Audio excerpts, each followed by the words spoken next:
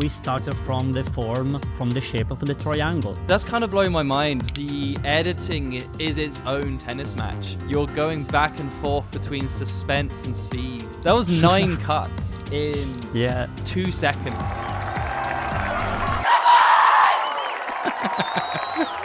I love but hate the fact that you made me wait for that moment. This is the Editing Podcast. If you're new here, please subscribe. How would you describe the editing language of this movie?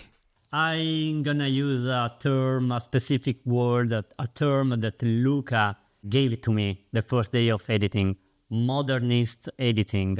Modernist editing? Yeah, exactly. And your reaction, it was like the same of mine when Luca told me I want a modernist language for this movie.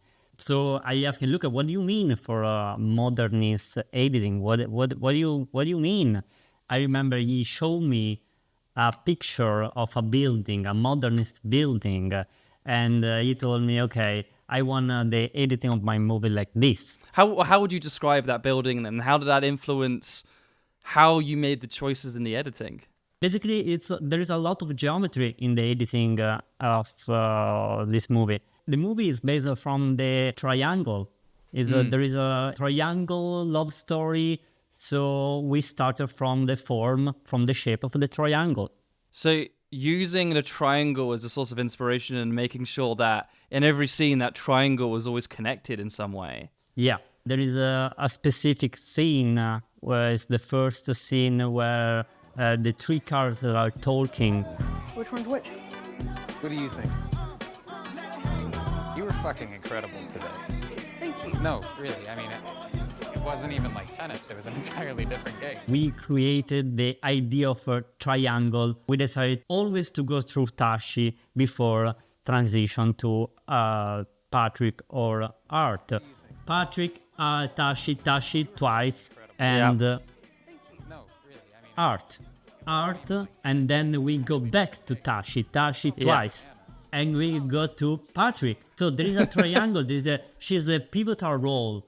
That's kind of blowing my mind. Like this is one of those cases when, as you were describing it, I then imagine one of the wide shots of the court, and then of course, there is an absolute triangle. It's like Art and Patrick are on left and right, and then Tashi's right in the middle of them. You can see the triangle everywhere, in every scene. One of the main things that I like to prioritize as an editor is how you introduce characters, and you've got to be doing that with 3 characters as well. We've seen the first 10 minutes essentially from Art's perspective, but he doesn't say a single word until 10 minutes. Exactly. And you know he's got a lot of things going for him here. He knows this tournament, he likes this tournament, and he's won here a few times. And he's got a great record on hard courts. So if he can somehow find a way to get... But I understand everything about him emotionally. You can feel the emotional sphere of the 3 different characters I think even in the first scene you can really understand what's happening, because you know there is they are playing a game, they're playing a tennis match, but then the end of the first scene, when the language changes, because they are dancing on the court. Actually, the first line of Patrick is because it's the end of the point, and then we cut to Tashi in the bedroom, in the hotel room. They say, Let's go. To Art. You can feel, just looking at the expression of the 3 characters, the different emotional sphere.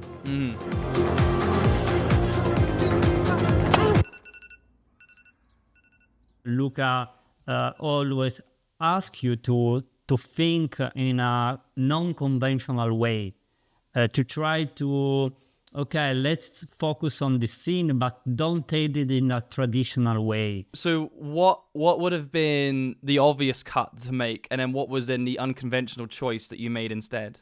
When Tashi is coming back to the hotel room,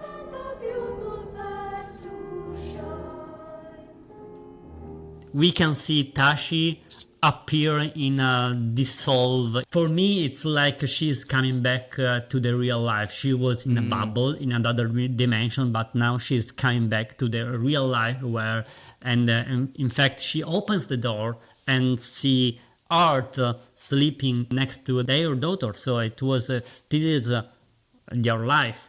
Honestly, that's exactly how I interpreted it. It was, she's had to fade back into the life that she kind of just betrayed.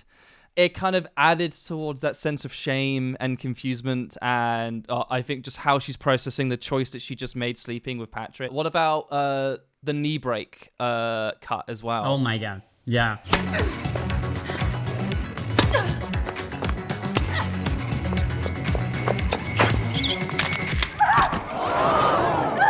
I really love the way Luca shot the moment of the bones break, because if you look at the shot, you can see really very well that she is not moving. But it is perfect because it's like really unreal, but it's real. He found a way to go beyond the language, even in these choices. That's interesting though, because I definitely noticed that it was a still shot, but because of the context of it breaking, that it kind of made it even more jarring.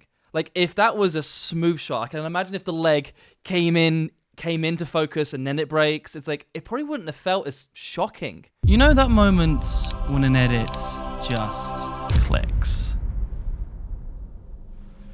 Well, now you can make those moments as an editor and get rewarded for it. Film Supply Edit Fest is giving us the opportunity to get out of our edit caves and make something legitimately cool. To enter, you have the option to make a title sequence, an ad, or a movie trailer using the absolutely cinematic footage available that is only on Film Supply, made by insane award-winning filmmakers. If you're not familiar with Film Supply, you should be.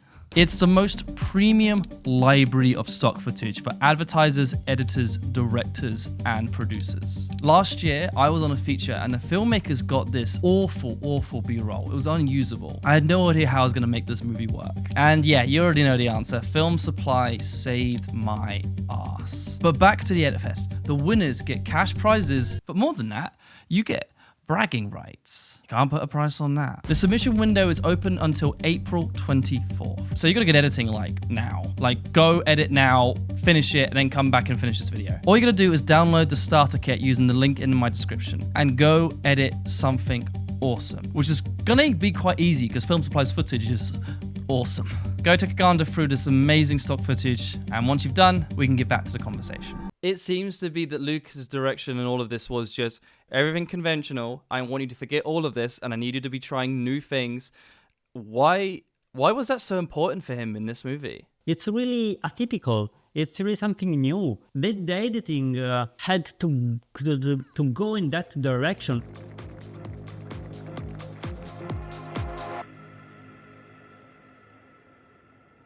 The idea of Luca was to, if you know the filmography of Brian De Palma, he used a lot of dioptical lens, you know? Yeah, split dioptic shots, yeah. Exactly, dioptic shot. And Luca wanted to recreate something like that, but with 3 lenses, but it was impossible. So we did it. We did it on visual effects. Ready, play. When I read the script of Challenger, I said to Luca, wow, this is a movie about tennis. But Luca said to me, no, this is not about tennis, it's about people. So that was so important because this is not a tennis, this is not a sport movie. The feelings of the character was more important than the entertainment. You have to know that Luca doesn't know anything about tennis, okay? This is really important to understand because I think that this fact is really helpful because Luca shot the tennis in a new way with new eyes. You know, we were used to see the tennis in a television way, and he staged the tennis with new eyes. I think with new, fresh eyes.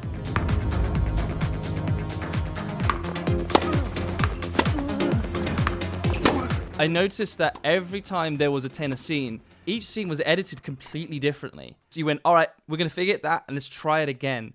How did you make sure that tennis was edited differently on every single scene to keep it fresh?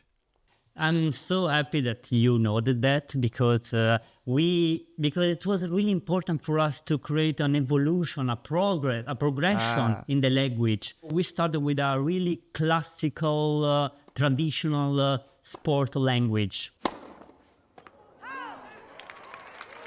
Even the timing is the real accurate tennis timing.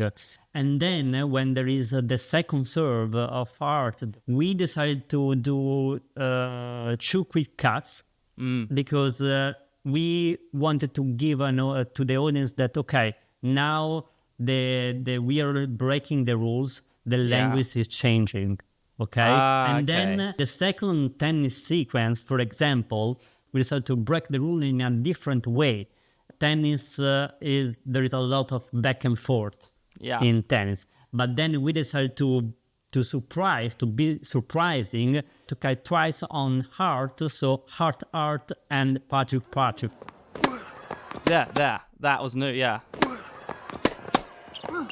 So there is no back and forth, but there is back and forth. And then we never did that again because that's it just for that sequence. Repetition is the biggest trap you could fall into there. Yeah. Avoid the repetition was too important. You know that particular shot from below? We used that shot just for a couple of seconds and no more. Because if you're gonna use that shot more than 3, 4, 5 times, that shot lost the powerful of that shot. Sometimes an amazing shot gets diminishing returns very quickly. So you really have to make sure that if this is the money shot, this is the best shot, you have to really make sure to earn it and not let it overstay its welcome. We didn't shoot the entire scene in this setup, just this moment, and that's it, and nothing else. Wait, so you didn't even get coverage? No, we didn't. We did not, because Luca didn't like to shoot coverage.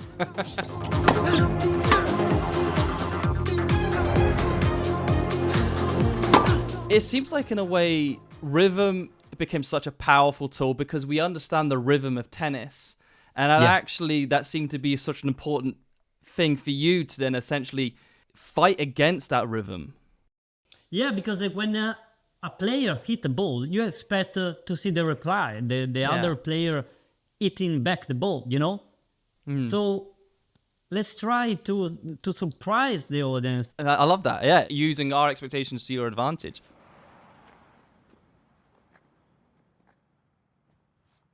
So we cut away from the game. We allowed some timeline drama to happen. What?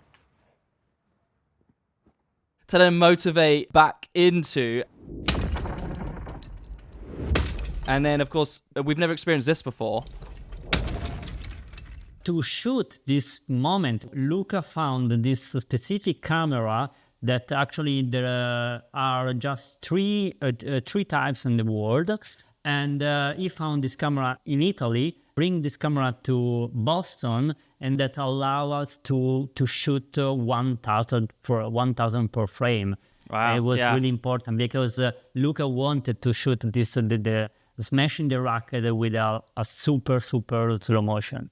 It's such a different language again straight away. We haven't really experienced anything like that before. What a relaxing day. Now, let's see what's on the interwebs. Oh, look at that. Colin Samir have launched their own merch store. And it's on a .store domain name? Wait, Styx have their own .store domain name? Styx.store? Mr. Beast too? It's literally just MrBeast.store. I mean, it probably is the best way to let creators know where to buy your stuff. I mean, it's literally your YouTube channel .store. Why aren't I doing this?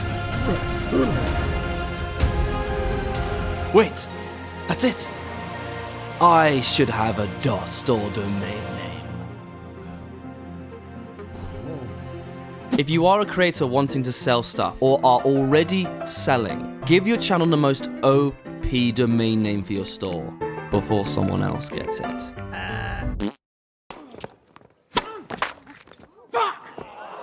And then underline the moment of desperation of Art when Art say fuck with a double cut on him, you know? Wider and closer, tuck. Just to underline, because he's saying something that he shouldn't say. Brilliant, Fuck. brilliant.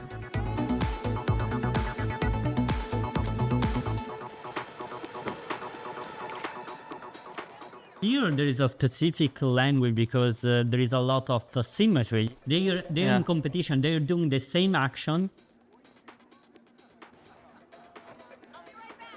Thank you. Of course.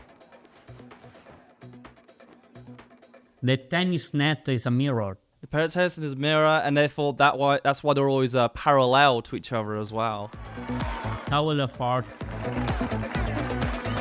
Tower of Poetry.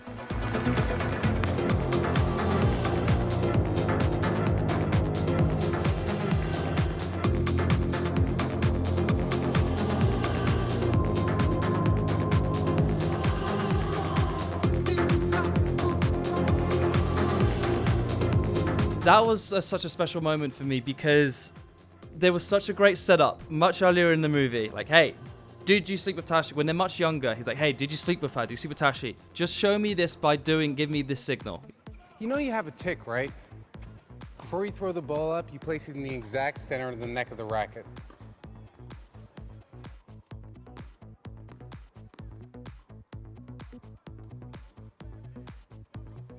Okay, fine, yeah, do that. If you fucked. I'm not telling you anything, You Art. won't be telling me anything, come on.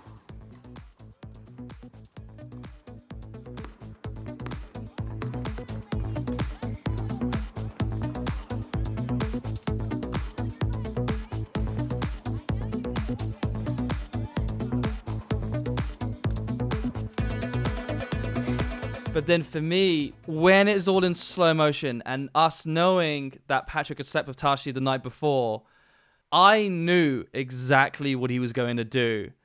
And I love but hate the fact that you made me wait for that moment. You have to deserve that moment. And so let me stretch a little bit more. Let me enjoy this moment.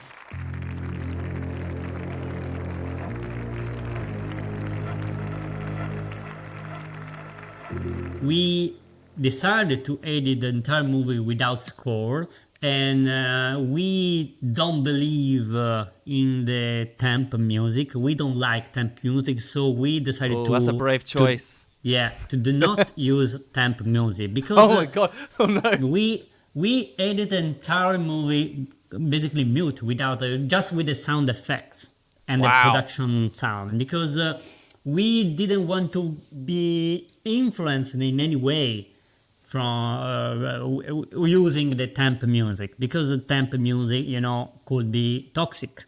You know, you get used to hear the same sound, the same music, and you edit the scene on the music. But we decided to edit the scene following the needs of the scene, you know, following what the scene was asking to you, what the scene, you know, because if you use a music, I'm quite sure you're gonna edit, you're gonna change some edits according to the music, you know. So it was too important for us to avoid that, because I wanna edit, I wanna do this kind of this edit, this a specific cut, because I wanna do it. I do have that sort of, I need the temp to kind of guide me into, I want something to drop here, and then we send it to the composer. How can you be so confident in your cuts when that energy is missing?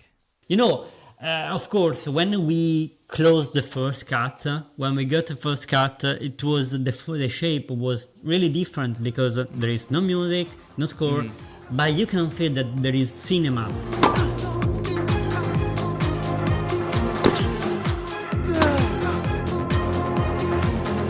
Actually, we didn't change a lot when we received the score because the score was too perfect. I would describe the music as kind of like, it had this constant, very sexy sort of homoerotic vibe. I still remember what Luca asked to Trent and Atticus because he asked us for sexy beats. I remember there is a specific theme where Luca asked something like a double tempo, where a double tempo, two erotic beats that fight one another. That was one of the, for example, one of the direction Luca gave to the composer, or aggressive viral homoerotic beat. Wow. One of the most fascinating choices of the movie, and it's also kind of throughout the whole movie as well that this happens, when the music actually overpowers the dialogue. Wow, the sauna scene, I love that. You've never beaten me, so what? I haven't beaten most of the guys who played these things. This is a game about winning the points that matter. Let's use the music in a new way, in a way that we even is sometimes uncomfortable. You've never beaten me, so what? I haven't beaten most of the guys who played these things. I still remember Luca in the sound mix, in the sound section, mix session, and said, let's put the movie more. Even in this music cue, you can feel that they are in competition, they are playing tennis, they are eating the ball back and forth, Luca said, I want the audience has to dance in the theater with this movie. I don't matter. Not even to the most obsessive tennis fan in the entire world. They are throwing hard hits at each other, hugely deeply insulting lines. But I think for the fact that this was essentially just a tennis match, for me, it was, to an extent, the dialogue wasn't actually that important. It was more of the feeling of the competition. Did that have the same intent with some of the other larger scenes, such as when Tashi and Patrick were arguing in the dorm scene? Wow, yeah. It's like a new strategy you're using. Pump yourself up before the match, have a little fight to get the energy going. I don't need a fight to get the energy going. No, just an hour of meditation. And what, you think that's lame? I think it's unnecessary given you're playing Sally fucking Country Club from Pepperdine. This scene is just one take, and you can feel that there is competition and there is a tennis rally in it, And their entire lives is based on another game of tennis. Their entire lives is on it. And so every time there's an argument, there we go. We're on playing a game of tennis. Off we go. And there is also one specific line in that scene, the dorm, that because Patrick say, Were you talking about tennis? We're always talking about tennis. Each time there's an emotional escalation. It's just another game of tennis for them. So let's create that sense of they are just playing a game. Serve.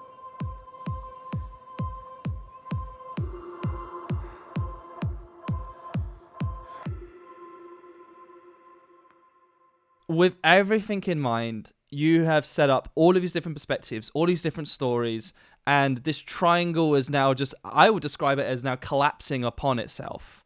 And so for you, how are you managing to balance all of these different points of view, even the ball's POV, and how are you bouncing between it all? Like, what was a story you wanted to tell there, and for us to just have such a huge emotional reactions leading up to that climactic moment?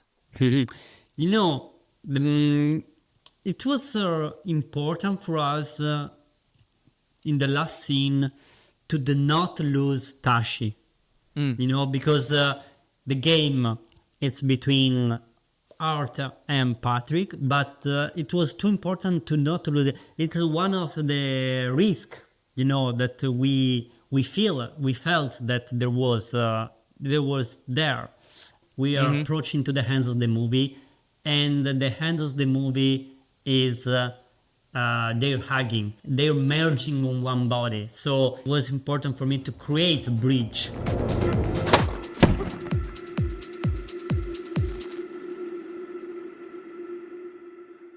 between the two characters and the two bodies of the two characters.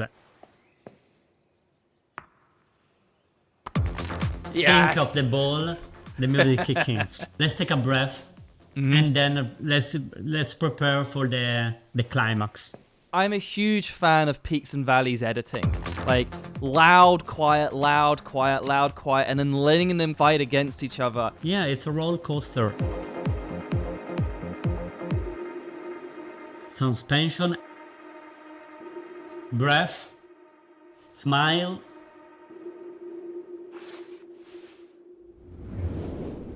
Let's dance.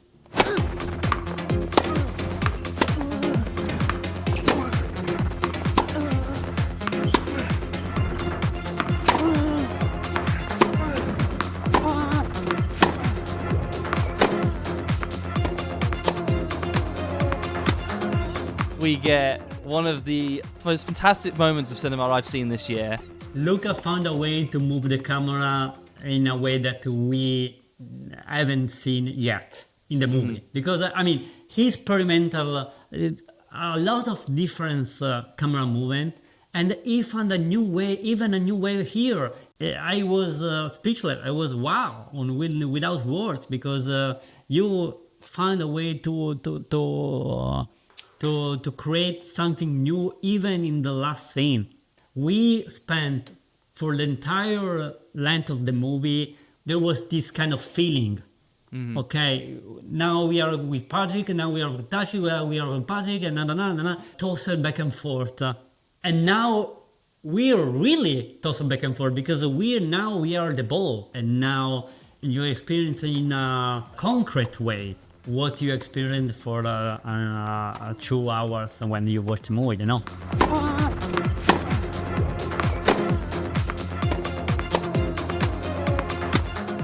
There's this improv trope that I think about a lot in editing as well. It's like, if this is true, then what else is true? And then improv always kind of has that escalation. Like, they always kind of start in an element of reality, and then it kind of very quickly escalates into something otherworldly. Like, I think we've both seen improv shows that would go into, they start at a grocery store and then they somehow end up in space. And it kind of, this kind of followed that sort of same structure for me. There was a constant escalation to a point where I didn't think you guys could go any further. And then you give me that shot, and I am just like thrown back into my seat in the most powerful way. Oh, it's a triangle again. Yeah, exactly, because you can see that. You can see now. She's always in the middle. She's in the same position on the tennis net. Yeah, she is. You know, she's in the same line. Suspension. And then go faster. There is a lot of acceleration and slow down. This is our language. This is the tennis. This is how we wanted to experience the moment.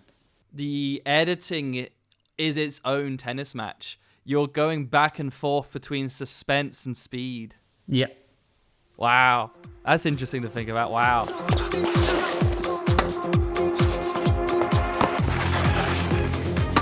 Look how we create symmetry.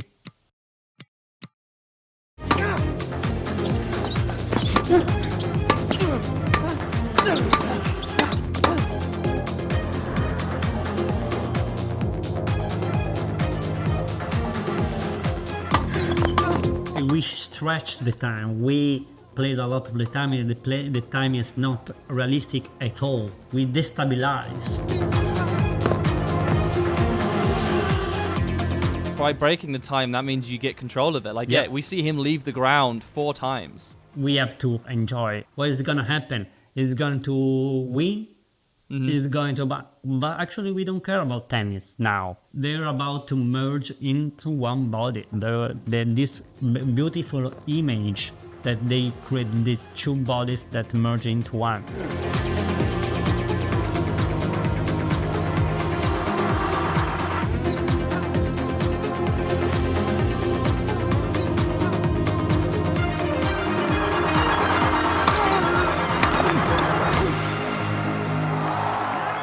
You can't see the ball. The tennis ball, you can't see. Where is the tennis ball? We don't care.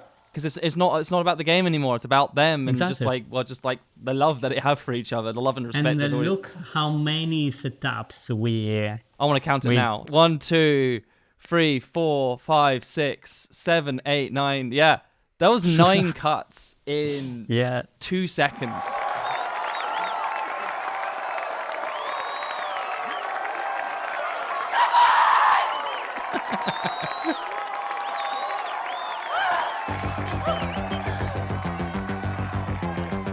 I still don't know the rules of tennis, even though I played it when I was younger. But I never really had to track what was happening in the game. But emotionally, I always knew where everyone was emotionally, and that was what I was tracking. And that's the storytelling. The game is just simply a vessel to tell us, the audience, where people are emotionally in the journey that they're on.